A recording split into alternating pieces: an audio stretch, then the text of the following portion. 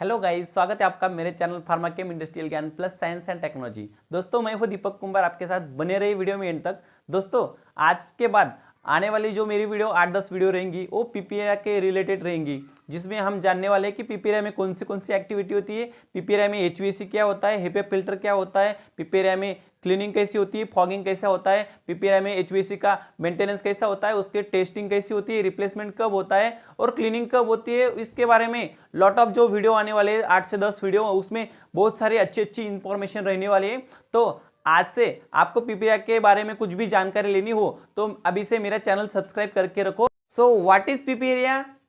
It is a definite area in which control the airborne particle in proper closed condition.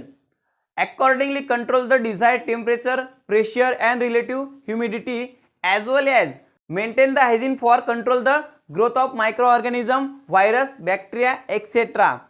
तो इससे हमें यही पता चलता है कि it is a definite area. ये डिफाइन किया हुआ क्लोज कंडीशन एरिया होता है जिसमें एयरबर्न पार्टिकल्स कंट्रोल किए जाते हैं via HEPA filter. Accordingly control the desired temperature maintain होता है, प्रेशर मेंटेन होता है, रिलेटिव ह्यूमिडिटी मेंटेन होती है, as well as maintain the hygiene को ज्यादा से ज्यादा इंपॉर्टेंस दिया हुआ है पाउडर प्रोसेसिंग एरिया में, क्योंकि यहाँ पर पाउडर जो है एपीआई मॉलिक्यूल है वो डायरेक्ट कांटेक्ट हो रहा है एयर के साथ और वहाँ के एटमॉस्फेयर के साथ पाउडर प्रोसेसिंग एरिया के अंडर में एक्सपोज रहता है, उसके साथ डायरेक्ट कांटेक्ट आता है। तो वहां पर माइक्रो ऑर्गेनिज्म और वायरस के, बैक्टीरिया के, एयरबर्न पार्टिकल के कांटेक्ट होने के ज्यादा से ज्यादा चांसेस रहते हैं और कंटामिनेशन होने के चांसेस को रोकने के लिए वहां पर सब हाइजीन मेंटेन की रहती है और एयरबर्न पार्टिकल्स कंट्रोल किए रहते हैं, टेम्परेचर, ह्यूमिडिटी और प्रेशर को कंट्रोल किया रहता है।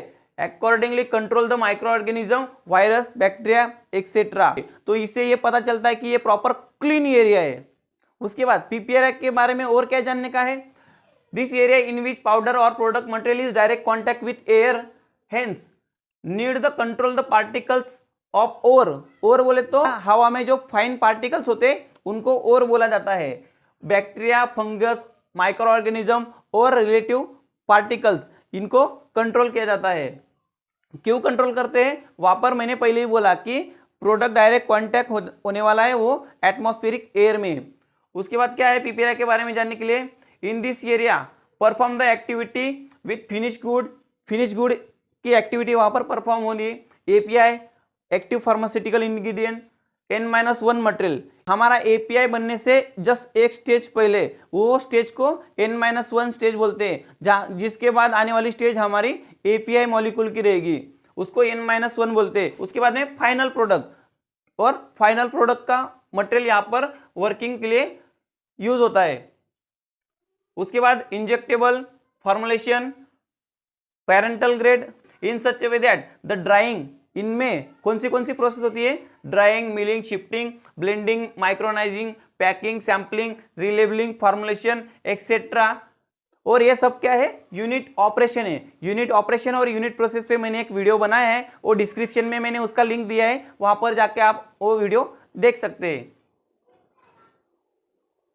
और दूसरा है पीपीआई को और क्या बोला जाता है? It is a classified area. Classified area बोले तो ये सब, दोस्तों क्लासिफाइड एरिया में ये सब एक्टिविटी होगी और इसके लिए कंट्रोल क्या रहेगा? पार्टिकल्स कंट्रोल होंगे, पार्टिकल साइज कंट्रोल होगी, उसके बाद में रिलेटिव ह्यूमिडिटी, टेम्परेचर, प्रेशर, उसमें एयर लॉक्स होंगे, कॉरिडोर होगा, कंट्रोल रूम होगा, वॉशिंग एरिया होगा। उसके बाद में एरिया डिफाइनाइट होगा कि कौन से एरिया में कौन सी एक्टिविटी होने वाली है और कौन से एरिया में कौन सी एक्टिविटी परफॉर्म होने वाली है। अकॉर्डिंग टू एफडीए गाइडलाइन में क्लास डिफाइन किए हुए पाउडर प्रोसेसिंग एरिया के, तो आइए जान लेते हैं उसको कौन से क्लास में डिवाइड किया गया है। तो as per FDA guideline clean classified area define किया गया है पार्टिकल साइज और पार्टिकल नंबर ऑफ पार्टिकल के हिसाब से। तो हम ये ग्रेड बाद में देखते हैं, पहले देखते हैं कि क्लास 100 क्या है। क्लास 100 में दोस्तों पाउडर प्रोसेसिंग एरिया है, उसमें वो एरिया में 0.5 माइक्रोन के कितने पार्टिकल्स है क्यूबिक मीटर में और क्यूबिक फीट में। उसके बाद 5 माइक्रोन के पार्टिकल कितने वो एरिया में क्यूबिक मीटर में और क्यूबिक फीट में। तो उस पार्टिकल के हिसाब से उसको कौन सा आईएसओ दिया है वो भी जान लेते हैं, और कौन से ग्रेड का एरिया है वो भी जान लेते हैं, और कौन से क्लास का एरिया है वो भी जान लेते हैं। ग्रेड ए में क्लास 100, तो उसमें 0.5 माइक्रोन के पर मीटर क्यूब में और पर फीट क्यूब में कितने पार्टिकल्स होने चाहिए, तो 3530 होने चाहिए, और पर क्यूबिक फीट में 100 पार्टिकल्स होने चाहिए। और बाद में 5 माइक्रोन का कितने पार्टिकल्स होने चाहिए, ये कोई मेंशन नहीं है। ये अगर इतना हाइजीन प्रॉपर मेंटेन किया गया है, पार्टिकल्स को कंट्रोल किया गया है, तो क्लास 100 में 5 माइक्रोन के पार्टिकल हो ही नहीं सकते। इसको ISO 5 में काउंट किया गया है। तो ये ए ग्रेड का क्लास हो गया, ए ग्रेड का पीपी एरिया हो गया। सेकंड है ग्रेड बी। ग्रेड बी में क्लास 1000 में 0.5 माइक्रोन के पर मीटर क्यूब एरिया में और पर फीट क्यूबिक एरिया में कितना पार्टिकल्स होने चाहिए, तो 35,300 पार्टिकल्स होने चाहिए, और पर क्यूबिक फीट में कितने होने चाहिए, 1000 होने चाहिए। और क्लास 1000 में 5 माइक्रोन के कितने पार्टिकल्स होने चाहिए पर क्यूबिक मीटर में और पर क्यूबिक फीट में, तो उसमें 247 होने चाहिए, और इसमें 7 पार्टिकल्स होने चाहिए। तो इसी क्लास को, इसी बी ग्रेड को, इसी 1000 क्लास को ISO 6 कहा गया है। उसके बाद में क्लास सी, जिसको क्लास 10,000 बोला गया है, तो उसमें कितने पार्टिकल्स होने चाहिए, 0.5 माइक्रोन के 3,53,000 पार्टिकल्स होने चाहिए, और क्यूबिक फीट में 10,000 पार्टिकल होने चाहिए। उसके बाद में 5 माइक्रोन के कितनी पार्टिकल्स होने चाहिए, 2,470 पार्टिकल होने चाहिए, और क्यूबिक फीट में 70 पार्टिकल्स होने चाहिए। इसी को क्लास 7 कहा गया है। उसके बाद में है ग्रेड डी। डी ग्रेड का पीपीआर में कौन सा क्लास डिफाइन किया गया है, 1 लाख क्लास।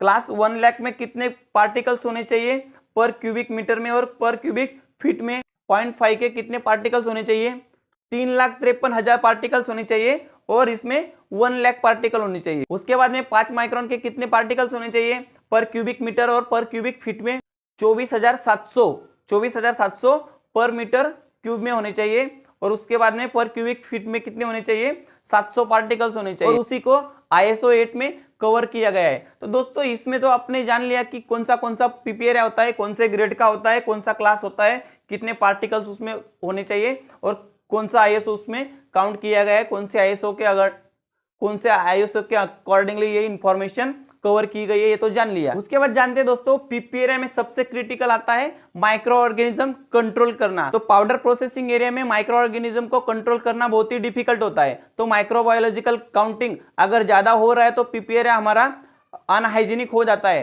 तो उसको कंट्रोल करने के लिए क्या करना पड़ता है, डिसइंफेक्टेंट सॉल्यूशन हमको उस पाउडर प्रोसेसिंग एरिया में क्लीनिंग के लिए रिक्वायरमेंट करना पड़ता है, फॉगिंग करना पड़ता है। आज हम जानते हैं डिसइंफेक्टेंट क्या होता है। तो बैक्टीरिया कौन से टाइप के होते हैं वो जान लेते हैं पहले। तो बैक्टीरिया 2 टाइप के होते हैं, ग्राम नेगेटिव बैक्टीरिया और ग्राम पॉजिटिव बैक्टीरिया। इसके रिगार्डिंग जो एग्जांपल आने वाले मैं डिस्क्रिप्शन में डाल दूंगा, वीडियो लंबा हो जाएगा तो मैं वो बात पे जाता नहीं हो, तो डिस्क्रिप्शन में वो कौन से बैक्टीरिया होते हैं वो जान लीजिए, उसके एग्जाम्पल भी जान लीजिए।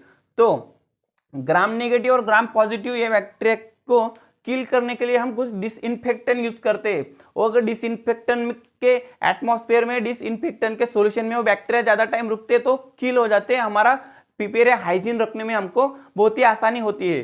तो कौन से टाइप के कौन से डिसइंफेक्टेंट आज की तारीख में मार्केट में अवेलेबल है, तो सबसे पहला है डेटॉल, जो आपने तो सुना ही होगा, देखा ही होगा, यूज किया ही होगा। उसके बाद है सैवलॉन, लिंटेंसन, जर्मिटॉल, लाइजॉल, फिनाइल। फिनाइल है थोड़ा हजार्डस है तो पाउडर प्रोसेसिंग एरिया में यूज नहीं करते हैं, लेकिन टॉयलेट की सफाई हो गई और वॉश एरिया की सफाई हो गई, वहां पर फिनाइल यूज कर सकते हैं, लेकिन पाउडर प्रोसेसिंग एरिया में यूज नहीं कर सकते। पाउडर प्रोसेसिंग एरिया के आउटर एरिया में आप यूज कर सकते हैं, और आपका एज पर एसओपी। उसके बाद है हार्पिक, वायरेक्स, ऑक्सीवीर एक्सेट्रा। अगर इसके अलावा भी कोई डिसइंफेक्टेंट सॉल्यूशन आपने इस्तेमाल किए होंगे तो कमेंट सेक्शन में हमारे ऑडियंस को जरूर बताएं।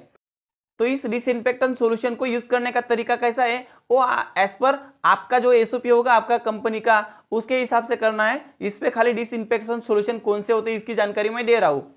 और डिसइंफेक्टेंट यूज करने का तरीका कैसा है, अल्टरनेट डे और वीक। अगर इंटरमीडिएट सेक्शन में डिसइंफेक्टेंट सॉल्यूशन का इस्तेमाल कर रहे हो तो वीकली चेंज करना है, और पीपी एरिया में, पाउडर प्रोसेसिंग एरिया में डिसइंफेक्टेंट सॉल्यूशन यूज कर रहे हो तो अल्टरनेट डे, डेली चेंज करते रहना है। क्यों डेली क्यों चेंज करना है, क्योंकि ये जो ग्राम नेगेटिव और ग्राम पॉजिटिव बैक्टीरिया है वो बहुत ही शातिर बैक्टीरिया है। अगर आपने आज डेटॉल यूज कर लिया तो उनको लगेगा कि अरे यार डेटॉल है तो इसमें तो मैं जी पाता हूं, लेकिन दूसरे दिन अगर हमने सैवलॉन यूज कर लिया तो उसमें जो डेटॉल में जीने वाला बैक्टीरिया है वो दूसरे दिन सेवलॉन यूज करेंगे तो किल हो जाएगा। ऐसे हम अल्टरनेट यूज करते रहेंगे तो उनको कोई हैबिट नहीं होगी, उनकी हैबिट ब्रेक हो जाएगी और वो उस एटमॉस्फेयर में, उस सराउंडिंग में, उस सॉल्यूशन में जी नहीं पाएंगे और किल हो जाएंगे। उससे हमारी क्या होगी, माइक्रोबियल काउंटिंग डाउन हो जाएगी और हमारा पीपीआर का क्लास है वो अच्छे से वर्किंग हो पाएगा, हमारी हाइजीन प्रॉपर मेंटेन हो पाएगी। आशा करता हूं दोस्तों कि आज का जो पीपीआर पे जो